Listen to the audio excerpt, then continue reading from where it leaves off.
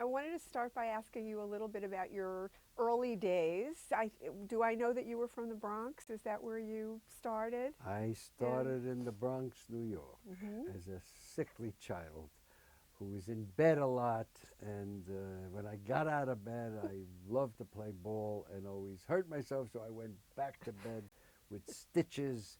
So I was with asthma. I was always in bed and figured out that I had two sisters, Ronny and Penny. Penny went on to be Laverne and Laverne and Shirley and quite a good film director. And my sister Ronny has been a producer all her life. And they wouldn't come in to play with me because I was sick.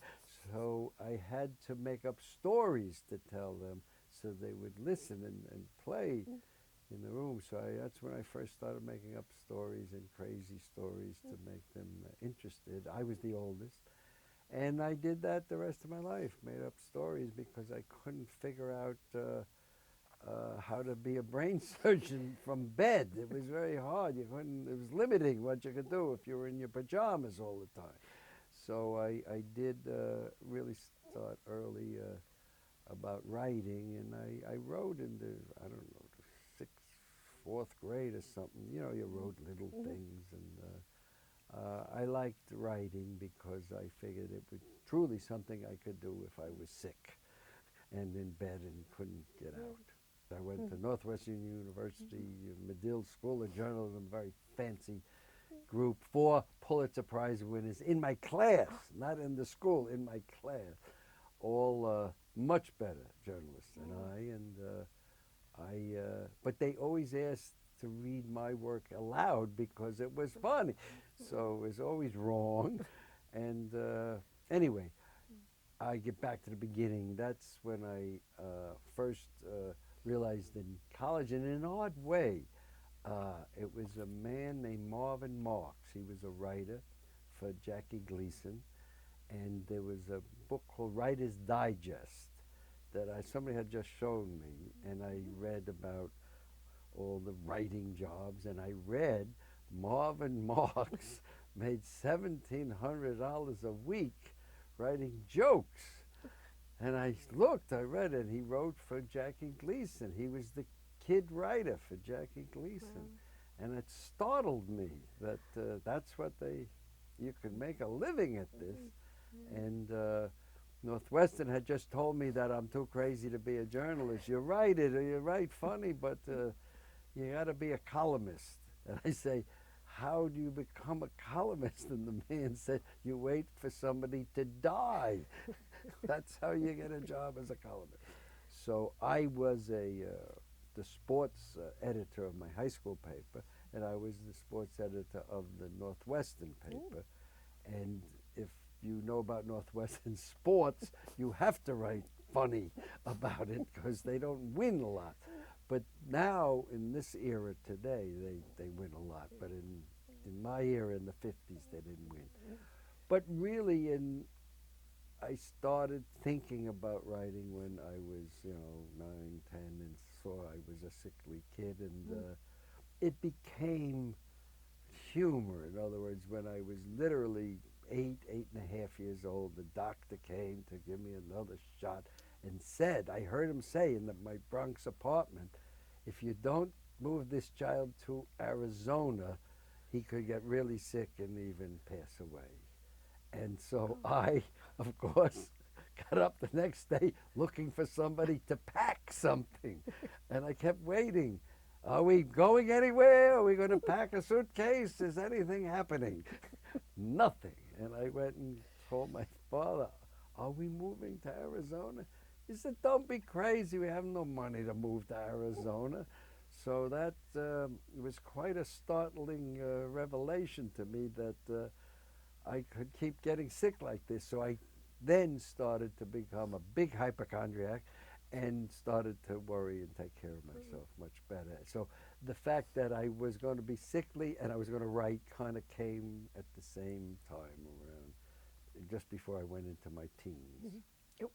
As you grew up, were your parents supportive of the idea of a career in writing? Because that was pretty early on for middle-class families to say, "Oh, writer, great idea." Well, they didn't say great idea, but my father was a executive type, suit and a tie guy, and the first one in his family ever to go to college. My real name is Masciarelli, which is Italian, and it wasn't so good to be Italian when my father was growing up, so he changed it to Marshall. But he thought it was interesting. My mother liked journalism because she felt it was indoors and I could sit at a desk or something. She didn't understand reporters going out at large and that, but she thought it was a safe profession, and my father thought it was all right. I would bring him my stuff, and he wasn't such a funny guy, my father, so he didn't laugh. I couldn't make him laugh very much, but my mother I could make laugh, and my mother was quite funny, so the combination of writing plus my mother being funny, which was the kind of funny, negative funny, your sister's overbite off her teeth is so bad she could open Coke bottles, and she would put a Coke bottle in my sister's mouth. So she was into a little odd humor. She once said, "Garry has just celebrated 11 years of being round-shouldered." What she said at my 11th birthday. So she was of this kind of humor, which at first was startling to us, because the other mothers didn't do that. Nice, they would say. But we got to get used to it, and then my two sisters and I, we would laugh at each other when she put one of us down, and it was kind of came out as humor. It must have made you close to your sisters also. My sisters and I have been very close because we didn't quite understand what my parents were doing half the time. So we united, I being the oldest, and we, to this day, have worked together all the years, and we don't hang out together. We're all from different worlds where we enjoy life, but we all enjoy it. But if there's ever a crisis, my sisters and I always get together. And I was the sickly one.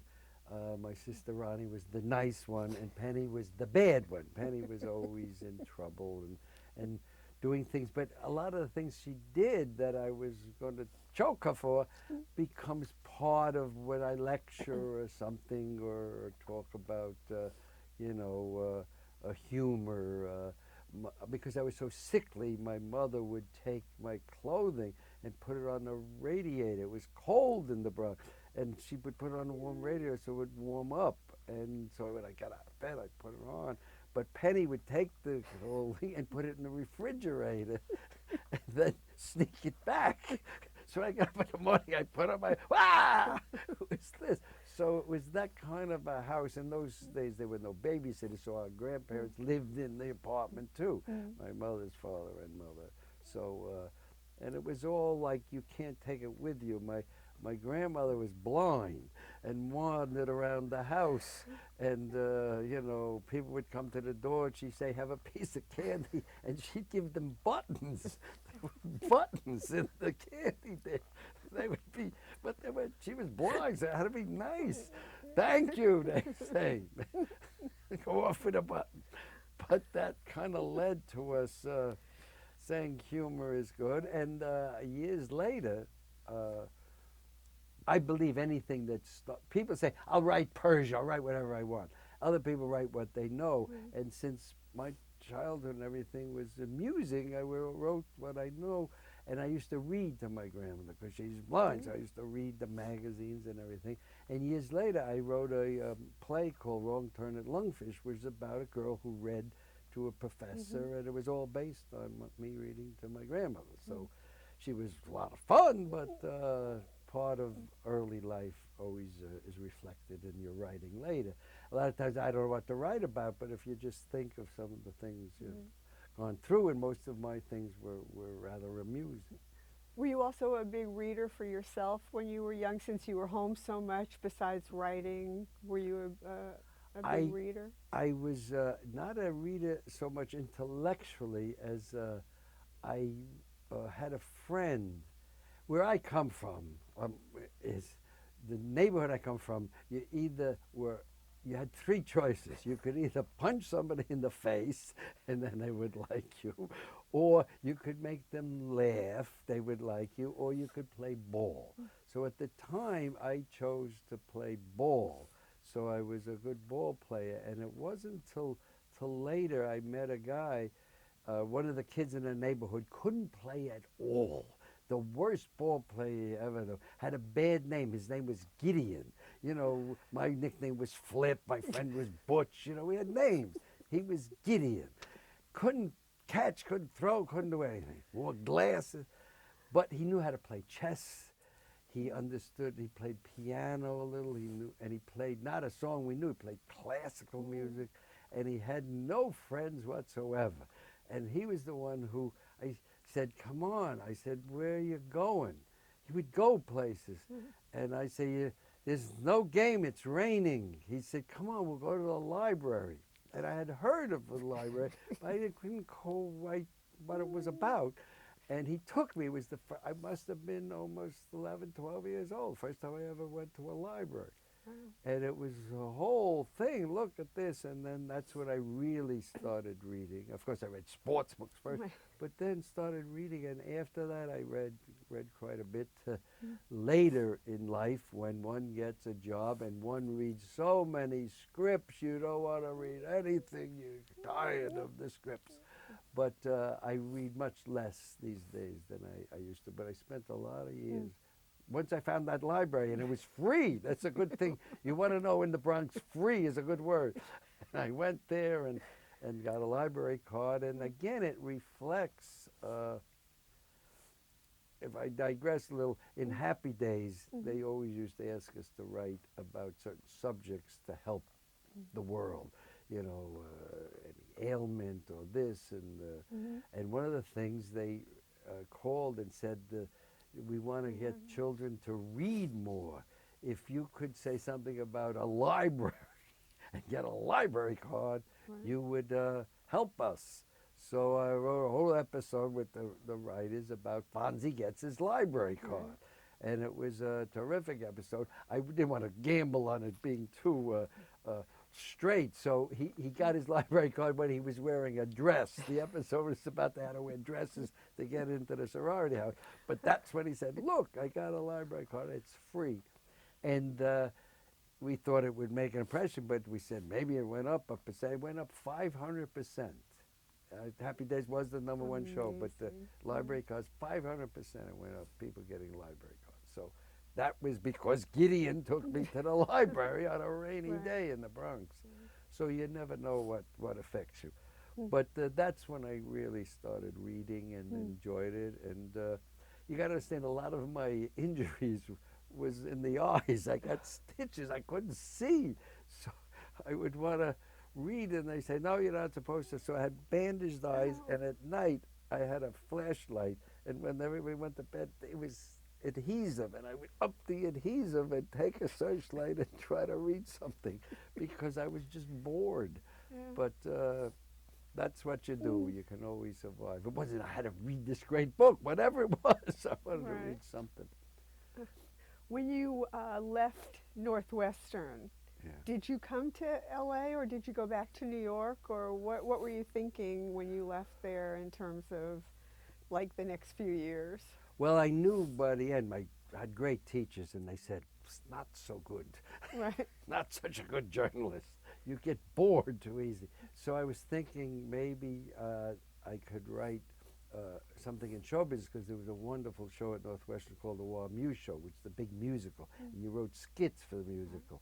And I wrote some skits, and they were in the musical. And my sister Ronny was at college with me, and she was in all the shows. She was a dancer and singer, so she got me involved with everybody. And it was it was the era of for me, I'll meet girls. So the highlight of the War Muse Show was Warren Beatty and me together in the show, looking at all the girls. They all ran to him, so I hung out with him a lot there while we were doing the show. But he was much younger than you. He makes me say that. He was like a kid. I don't know how he got into college, and I was a senior. But we were there together. It was a hope that I would maybe show business was an answer, because I met another guy there named Fred Freeman, a fellow student who was younger than me, but very ambitious. You know, sometimes if you don't have a lot of drive and you don't have a lot of ambition, you gotta find people who do and hang out with them. I didn't have a lot. I just wanted to play ball. Leave me alone, read and play ball. But these other people, you gotta do this and that. So he said, we'll write something. We'll write for some comedians or something. And I was more concerned at the time that I grew up in the Bronx, froze. I went to college, Northwestern Chicago, froze. And as soon as I got out of college, they sent me to Korea for over 2.5 years. Really froze in Korea. So after all of that, I finally came back to say, well, maybe a career would be good. And I found Fred Freeman and from college, and we started writing together. And we wrote for like Bad Comics for a while, and that's how we really got started. How long did that last with Fred? Fred and I were together for 8 years. Wow. He was quite ambitious and would, you know, write letters to people, and we had to, those were, you know, that first day in real life is a shock sometimes. Well, now we have to do something here, don't we? So he got a job at a publishing house, and I got a job for the New York Daily News. I went to, I was a little insulted, but Gay Talese, great writer, and I went to the New York Times to try to get a job. So they told me they preferred, now we were asking for a job as copy boys, mind you. We were going to get coffee for people. They said they prefer Ivy League boys than the Midwest to get coffee for some reason. They never explained. So Kate Talese went with the Times. I went with the New York News, and spent almost 2 years there writing as a copy boy. And then you wrote local stuff. And I felt that my parents had tried very hard to get me to college. Out of the Bronx was a big thing. And I worked as I washed dishes all 4 years. I played drums in every bar in Chicago, but they did help me. So I had to show them that I was a journalist in some way, because by now they were very against me writing jokes. They didn't know what that. They knew what it was, but it seemed like not a good job. So it was a bit of negativity in the family, but I worked at the News and worked with Fred Freeman until we got a few comics who were, they stole our jokes, to be honest. See, that's what I didn't understand. You give them jokes, they said they're no good. Then you'd hear them on Ed Sullivan. And you were appalled until I met, I guess, a tremendously influential person in my life was a comedian named Phil Foster, who had a very heavy accent and was funny, and he was one of the first comedians. And it's interesting in writing. For years, the joke writers was, take my mother-in-law, please, and I went, you know, the thing, conflict of interest is your mother driving over the cliff in your own Cadillac or something. Those were the jokes. Phil Foster was the first one to tell stories about real life.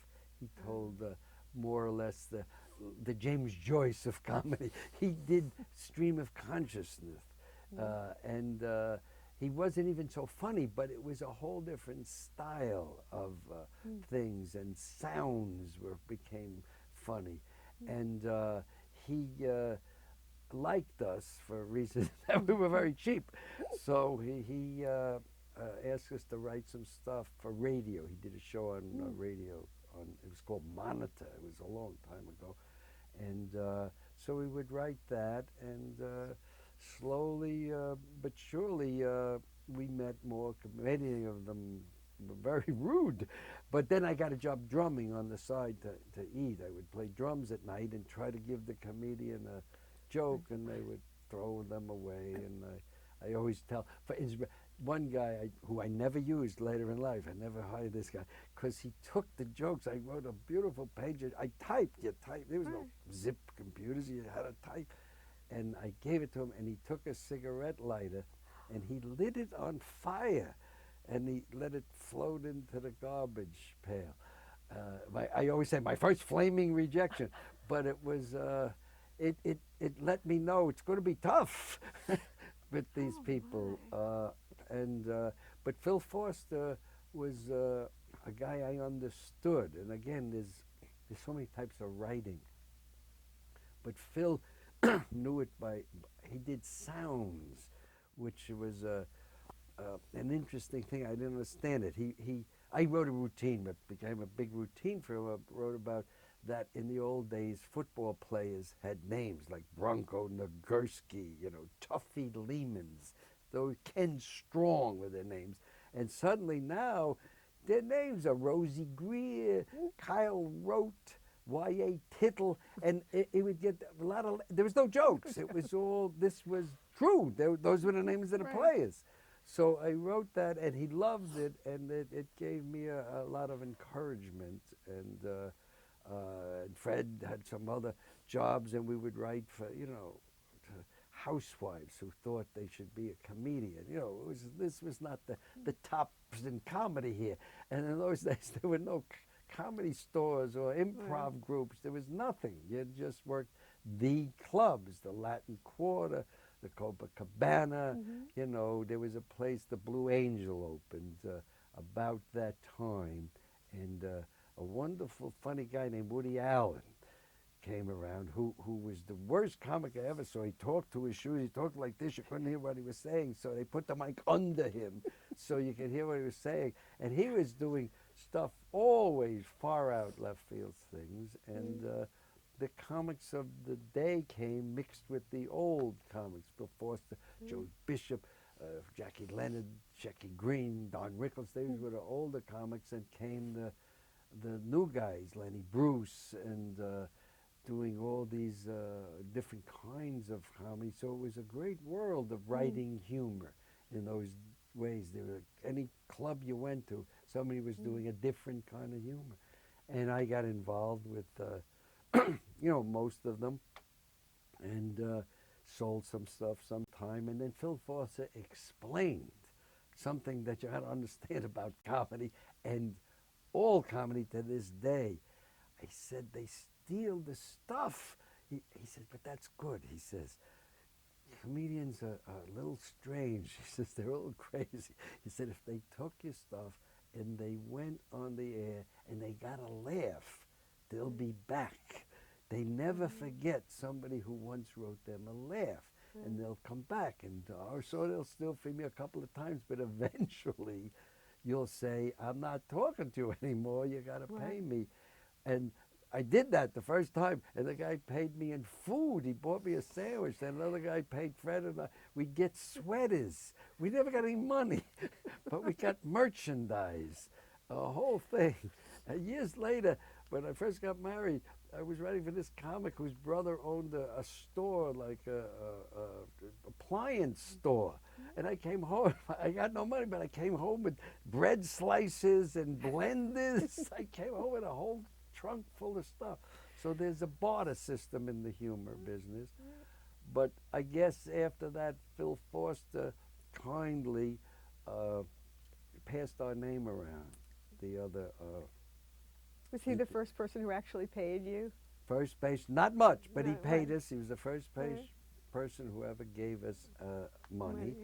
And then more important, he talked about us to the other comics, and each one would talk to us at least. They didn't do anything, but I remember Buddy Hackett, a great comic, he sat down, he says, here's what I'm going to teach you, quick. And he took a match, and he says, you see, here's a match. Now, what do you got? You have 4 jokes about fires, about cigarettes, I got this. I said, yeah, that's what I would do. That's what everybody would do. So here's the other way. He says, you light the match. He says, you you take the thing and you go outside the subject. It lights this. It causes this to light. It's bright. It's this. He says, but you got to go inside sometimes. He says, look, you light the match, and look at the flame within the flame, and look how how the burning makes it twist a little bit. And he did like 20 minutes on a match, the burning inside. It lit this, it would start, and I was fascinated by this, and I've used that many times when you're trying to get an idea. After you go out, you go back inside the subject, and you get stories, but I was looking for humor. So each comedian, we learned something. When the young, as you said, comedians started coming up, like the Woody Allen types, and a lot of them were writing a lot of their own material, did that force you to look at scripts or at plays or at television or at anything else, or did you continue for a long time to write for comedians as your main area of writing? Well, I didn't quite know how to write a movie or anything like this, but I did. I liked plays. I would go to plays. My mother was a dance teacher, besides being funny, and she would take us to shows all the time. She thought going to see a musical was more important than school. So she would take us on Wednesdays to the matinee, take us out of school and make us go to Wednesday. And my mother was from that old school in the Bronx where she would get through a church or somebody she was teaching dancing for 2 good tickets or 4 good tickets to a show. And she would immediately take them, and let's say we got 2 tickets, me or her would go. She'd take these 2 great tickets and she'd cash them in to get tickets to 2 shows. Because if you one show, you sit in a good seat. But if you get a bad seat, you can see 2 shows. And we sat in the highest. I remember she took my sisters and I. We sat in the highest seat. We saw ants, but we could barely see Ethel Merman. But we knew it was Ethel Merman. She sang great, but we couldn't see her. So later in life, we sat up front. It was a better thing. My sister and I we get a good ticket now from my mother's era.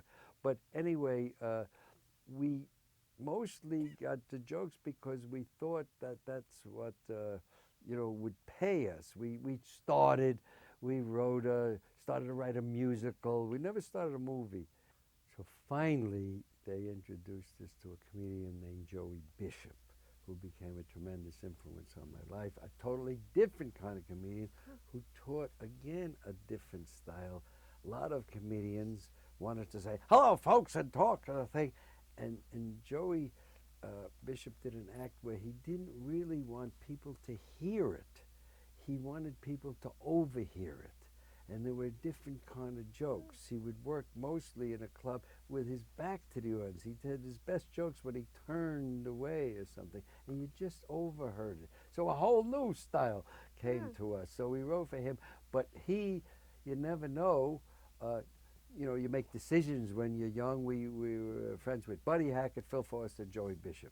So Fred Freeman, always the ambitious, figure it out. He says, well, one of them is going to make it. Which one should we go with? And I said, I don't know. Don't you think we should just write for them all? And but then we'll be up all night. Well, what are we doing? I'm playing drums anyway. And we were into bizarre situations because I would work at the Daily News and then run to the job to play the drums in a nightclub. So I couldn't get there early enough. So Fred, who had no interest in music, would show up at the club and set my drums up. So immediately they thought we were some gay couple or something. What? That nice guy comes, the 2 guys come. And we were working, there was all sorts of bars there. Anyway, a long story is Joey Bishop, lo and behold, got on the Tonight Show, which at the time was Jack Paar, and he was there and he took over as host. And when he took over the show, not for a week or 2 weeks, he would hire us. And suddenly this was like real money for Fred Freeman and I. And I noticed one day that I was literally getting paid $45 a week at the New York Daily News, and then I would run over to the night. I would run from the Daily News to the Tonight Show, and they would pay me $350 a week. So I had a $45 check and a $350 check. I thought it was quite a difference there, but I really liked the Daily News. You meet a lot of wonderful characters, and I wrote captions for the photographers when we went to sports. That's the highest I got, caption writer. And then just to please my parents, I wrote a couple of local stories. One about a stamp collector could put you right to sleep, but it said my name on it, and I showed my parents, and soon after left to be on the Tonight Show, and that was the start of my real career. I was working, I was getting paid, my name was on it. Again, the type of writing, you gotta be ready to write whichever way, because everybody doesn't work the same, and we made our reputation, Fred and I, on the Tonight Show, because Jack Paar used to read letters from camp. Kids would send letters from the camp, and he would read them out loud. And he also liked to ad-lib a lot, but he wasn't so good at it. So we wrote the ad-libs for him. So, but the letters from camp, I remember, were like, "Dear Mom, you forgot to sew my name in my underwear, and now all the kids call me Fruit of the Loom." You know, it was jokes like that. And he once said, in front of there was only 5 writers there, and we were 2, and he said to the writers and the rest of the people, the band, he said, "See these 2 guys? They can write like a 7-year-old. They're the best camp writers I ever had." So we got a reputation. We could write like 7-year-olds. But that was the beginning of my writing career. And at the time, you asked whether we said, let's write a play, let's write a musical, let's write a movie. Nothing quite stuck with us. It seemed to be just too big to write such a thing, except another influence on our career was a man I never met. His name was Nat Hiken. And we would watch television, and we would say, look, Father knows best, leave it to Beaver, let's go find girls. And that was the end of that. But then came a show called The Phil Silvers Show, Sergeant Bilko, written by Nat Hiken and a whole bunch of other great writers. And we watched it, Fred Freeman and I, and we just looked at it and said, we do that. That's what we could do. And then another show came out called Show of Shows with Sid Caesar. And we watched that, and we said, well, that's satirical, but we could do that too. So that's when we said, let's go into television. And we ended up. Was there an agent or a person who managed somehow to get you that break into the next type of television? Was there somebody who kind of helped you steer once you decided that was the direction you wanted to go in? Well, Phil Foster was managed by a group called Berger, Ross, and Steinman. They were quite a group. We don't know what they did exactly. Nobody asked what they did. We went, they had a nice office, and but they handled some of the comics. And but you know, they were just nice to us. I had a friend who worked there, and he had originally introduced us to them. But later in life, you don't have to worry about it, because after we were on the Tonight Show for about a year, less than a year, and they got out that these kids are all right, came a knock on the door. Knock, knock, knock. Hello, I'm an agent. Hi, you need representation. We didn't know why, but it was a man named Frank Cooper, who was a big agency, and he said, you should sign with us. We didn't quite know why. He said, well, we can get you more money, we can get you this and that. And that's when we had an agent. And was that part of coming to Los Angeles, or was that, or they weren't connected particularly? No, it was totally connected, not so much through the agent, but Joey Bishop was the mentor. You know, Phil Foster was going to stay in clubs and do that. But and he said, Phil Foster was a very smart man. He said, Joey's going some places. I'm not going to. I like what I do, you know, and he was kind of a rebel, you know, Phil. He was not known as what a delightful man, but to us he was. And then Joey Bishop got to take over more for Jack Paar, and he would work nightclubs. And, you know, in those days he would work Chicago, and he'd say, come on out, you'll write a few jokes. And he would send us plane tickets, which we would immediately cash in. I learned from my mother, cashed it in, took bus tickets, and went on the bus. So we would have to leave 3 days early. But then he finally called us to come out to California, because we had done the Tonight Show a couple of times out in California, but he didn't take us. But then he got a sitcom. He got this situation comedy with Danny Thomas and this and that. And he said, I remember the call. He said, guys, you're coming out. I don't know these writers. You'll come out. And he says, but you got to come fast. He said, don't cash in the tickets like you always do. He knew what we were doing. He said, get on the plane and come. And that's when we came to California to do the Joey Bishop show. Joey didn't pay us that much money, so I did some drumming, but to me it was the era of no more drums. I could finally make a living as a writer, which is a great feeling for a writer to say, I actually am living as a writer. So I came out to do the Joey Bishop show, not the biggest hit in the world, but I worked there and then met everybody. So you stayed at that point when Joey Bishop was over, you stayed in LA? Yeah, more or less. Fred Freeman again said, we're going to become sitcom writers. We're going to do, we won't just write jokes. And I said, we don't know how to do that, so we'll have to learn. And he said, all right.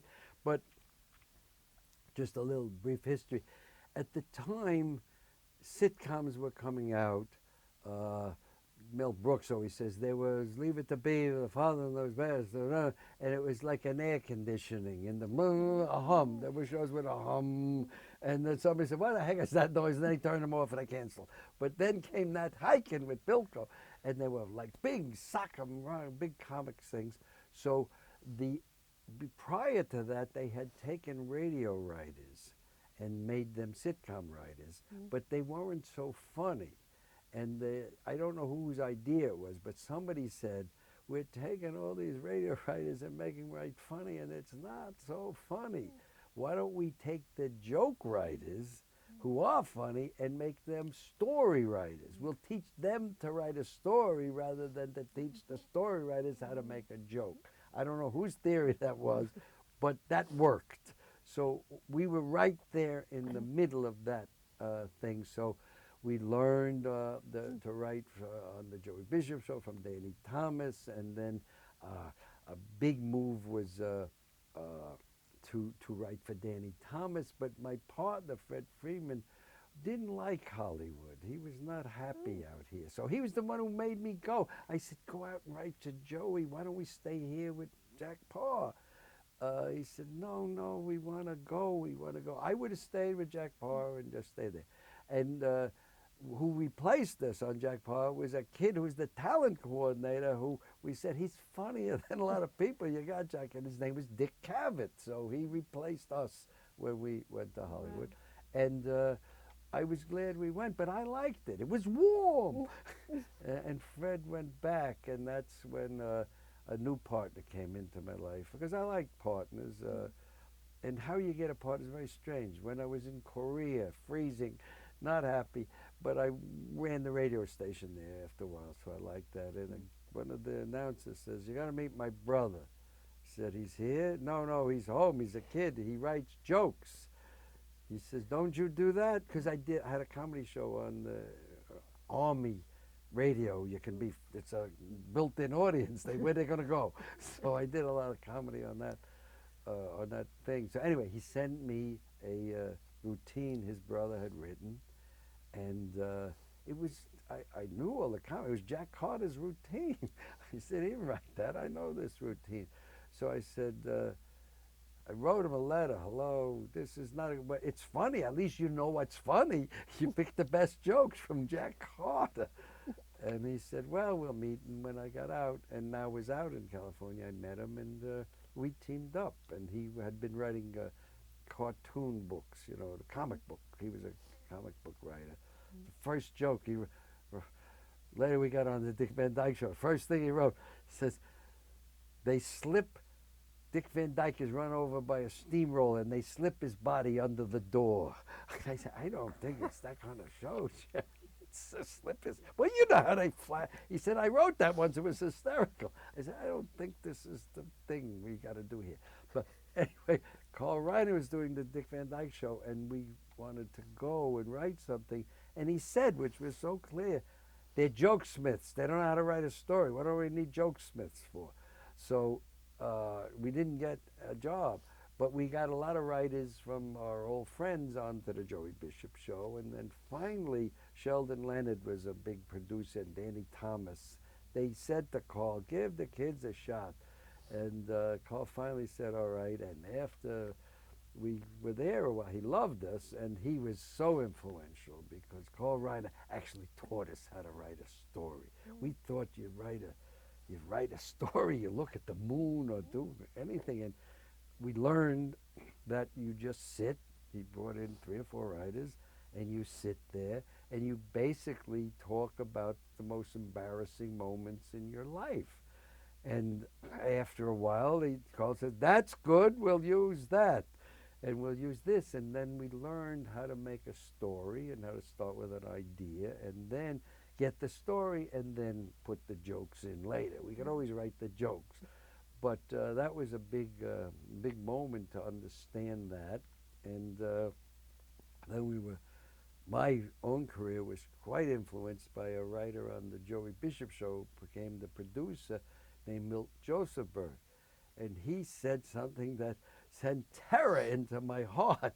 He said he had been writing for Jack Benny for something like 14 years. I used to listen to Jack Benny. What a funny show.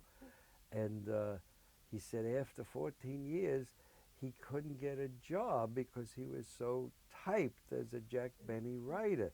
And he said the line, he said, I was out of work for 6 years. I said, 6? I mean, if we were out of work 2 weeks, we would, it's the end of the world. 6 years. And I remember he was walking out to his car, and I said, could you tell me something?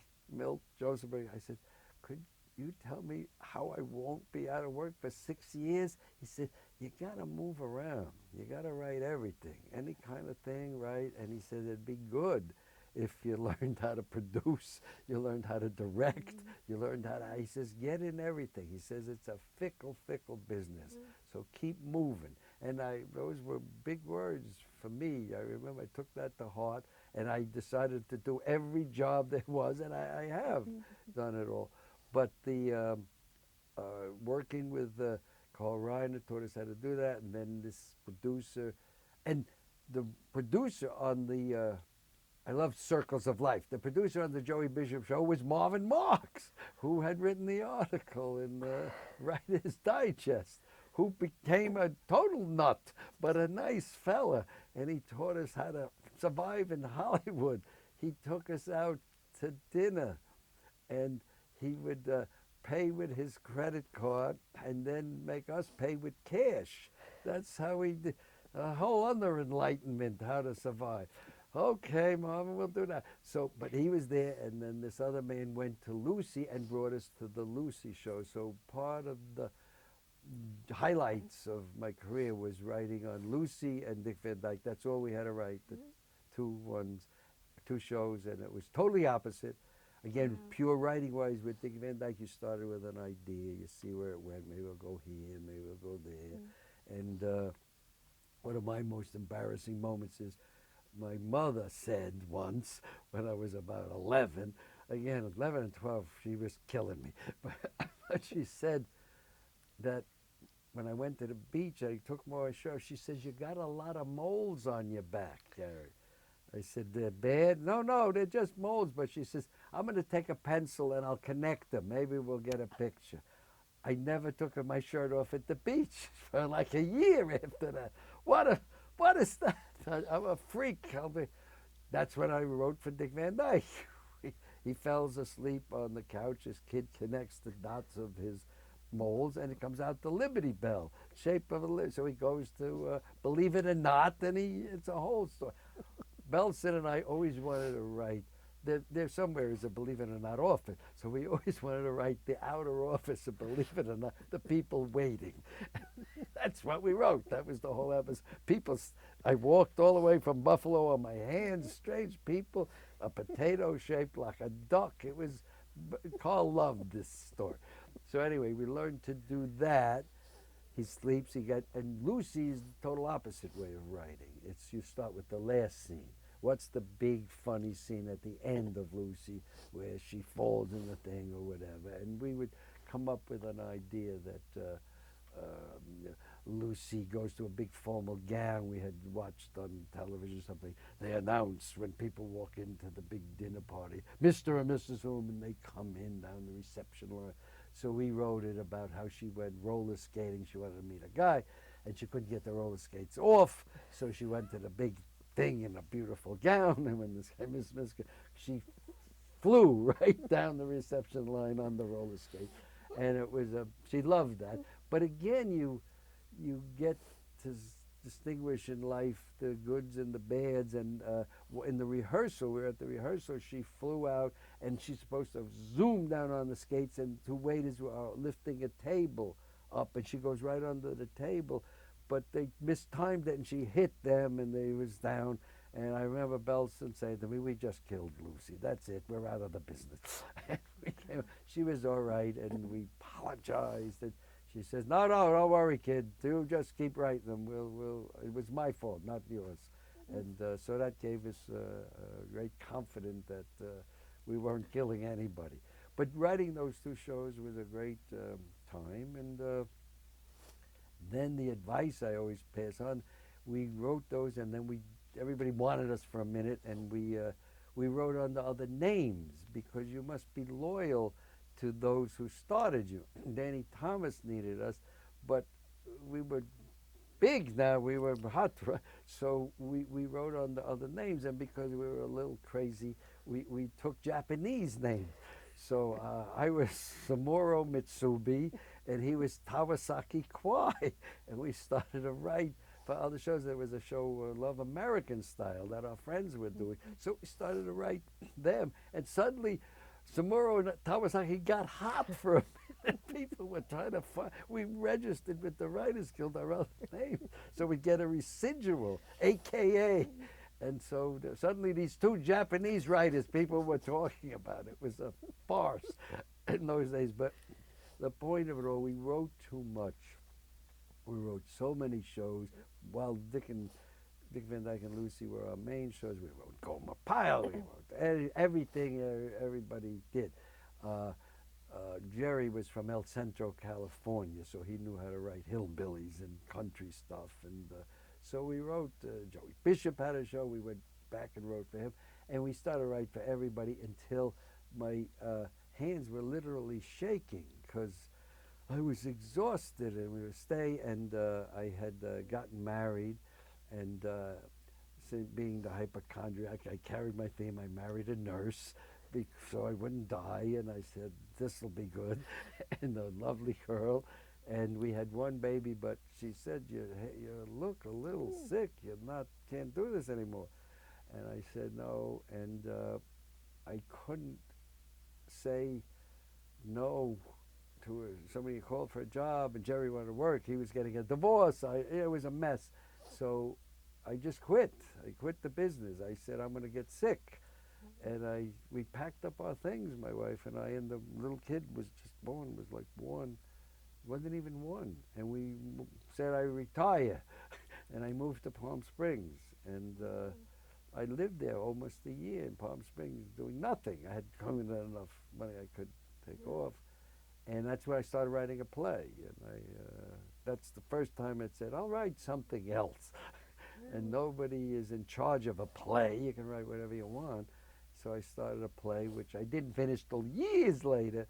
But I did it and was doing okay and really felt great. I was back in shape and playing ball again. And of course, we sold the show. The show I had written a pilot, sold. Jerry called me, listen, you got to come. We sold it. What? Which one? You know, because we wrote crazy ones. We didn't. in the middle of the Vietnam War when they were burning their cards. We wrote a show about recruiting people for the Army, you know, and the Navy. There in New York, there's 3 booths, Army, Navy, and Marines. You recruit. That's what I thought would make a great sitcom. We wrote that. So my advice to writers is before you create, look out the window, see what the hell's going on in the world. Terrible. But we saw the show called Hey Landlord, which is about my growing up in the Bronx and just growing up. And it was no good. It was 99th in the ratings, but it carried through my career because they said because you created the show, you could be the producers. There was no such word as showrunner in those days. They said you could produce it. And the first thing we did as producers was hire ourselves as directors. So we could, who would hire us as a director? Nobody. So we figured if we each did an episode, we would get into the Directors Guild. And that was my first directing job.